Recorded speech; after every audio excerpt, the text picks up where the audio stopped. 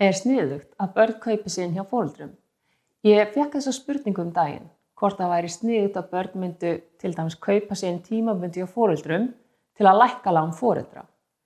Það þarf að skoða rosalega margar hliðar á þessu. Segjum til dæmis að börnin kaupi 15% af íbúðinni. Hvernig verður endurgreiðslan? Segjum að foreldrarnir kaupi börnin tilbaka eftir 5 ár. Eru þau að fá þessa hækkun sem er orðið á fasteignaverði í 5 ár? Eru þau að fá ákveðna ávöxtun á peningana og hvaða ávöxtun er að tala um, eða er þetta hreinlega vaxtaruslán til foreldrana? Og síðan þarf að huga því útgönguleiðinni. Geta börnin krafist þess að fá sinn pening tilbaka hvenær sem er? Hvað ef foreldrarnir geta ekki greitt tilbaka? Þau geta til dæmis ekki endurfjármagnað og börnin eru raunverulega í gíslingu með peningar sem hjá foreldrunum.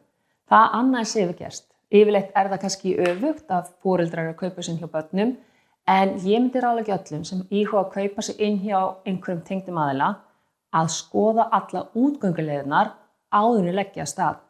Hvernig fáið þið peningarnir tilbaka, hvaða skilyrði þurfa að vera til staðar og hvaða ávöxtun á að vera í fé. Það er alltaf betra að gera heimavinnu fyrst.